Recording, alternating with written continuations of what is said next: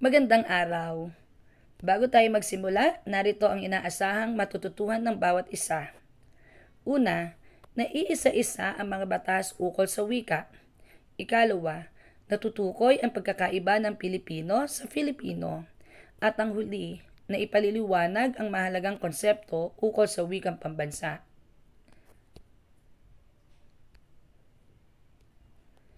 Bago tayo magsimula ay nais ko munang tanungin kayo, ano ba ang ating wikang pambansa?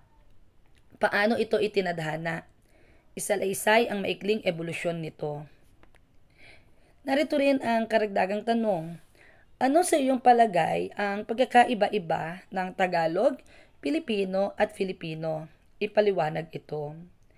Marahil ay napaiisip tayo o minsan nalilito sa pagkakaiba ng Pilipino sa Filipino. Ang Pilipino ay ang itinampok natin bilang wikang pambansa taong 1959. Ito ang naging tawag nung mga taong iyon na ating wikang pambansa at ito ay nakabatay sa wikang Tagalog.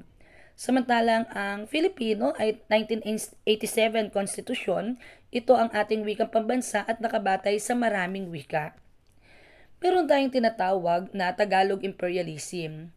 Ang Tagalog Imperialism ay ang pagtawag sa wikang pambansa na Tagalog. Tagalog Imperialism, ito yung nakakondisyon na ang mga tao sa Tagalog, kung kaya't kahit nagbago na ang tawag sa pambansang wika na Pilipino at nang lumaon ay naging Filipino, Tagalog pa rin ang tawag ng mga Pilipino at mga dayuhan. Ang pagkukondisyong ito ay ang nagdudulot ng negatibong reaksyon sa mga di-Tagalog.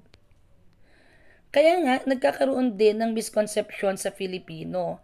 Kahit noong ako ay estudyante pa lamang, ay itinanim sa aking isip noon na ang Filipino ay bilang pagtalima doon daw sa ating mga hiram na letra. Pero ayon sa pag-aaral, hindi mula sa wikang Ingles ang F.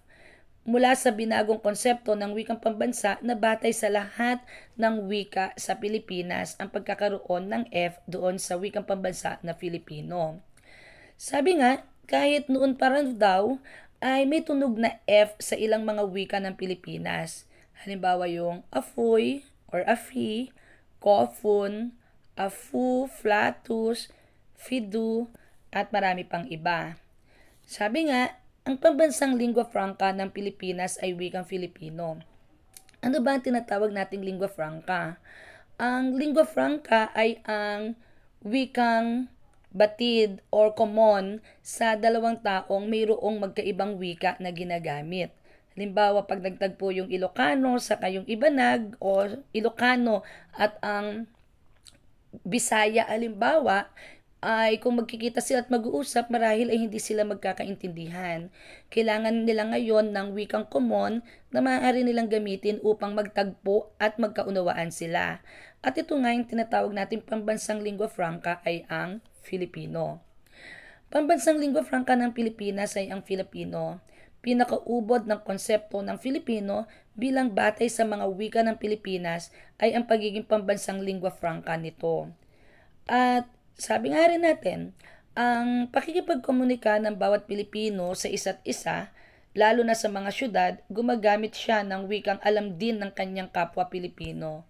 Katulad ng banggit nga natin kanina, kahit meron pa silang katutubong wika, gaya ng Cebuano, Ilocano, Bicol, Pampango, Tausug, Kalinga at iba pa, mayroon silang common na wika na maaari nilang gamitin. Ang wikang ito ang nagsisilbing pangalawang wika at ang lingua franca sa bansa. At tinukoy nga natin kanina na Filipino ang pambansang lingua franca. Bago tayo magpatuloy ay nais ko munang itanong sa inyo, paano muli isinilang ang wikang pambansa? Ipaliwanag ang politika ng wika sa Pilipinas. Ano ba ang ibig sabihin ng Tagalog Imperialism? At ipaliwanag ang misconception sa titik F sa wikang pambansa na Filipino. Artikulo 14, Section 6 ng Konstitusyong 1987, ang wikang opisyal ng Pilipinas ay Filipino at walang ibang itinadhana ang batas, Ingles. Ang mga wikang panrehiyon ay pantulong sa mga wikang opisyal sa mga rehiyon at magsisilbi ring pantulong sa mga wikang panturo noon. Balikan ulit natin ang kasaysayan. Abril 1, 1940, sa pamamagitan ng kautosang tagapagpaganap bilang 263, ay binigyang pahintulot ang paglilimbag ng isang wikang diksyonaryo at isang gramatika ng wikang pambansa. Samantalang taong 1940 pa rin, itinakdang pasimula ang pagtuturo ng wikang pambansa sa Pilipinas sa lahat ng paaralang bayan at pribado sa buong bansa. Bilang pagpapatuloy, ay nais ko namang sagutin ninyo ito. Ano muli ang pambansang lingua franca ng Pilipinas? Ano ang pagkakaiba ng Pilipino sa Filipino? Maraming salamat. Hanggang sa muli, mabuhay!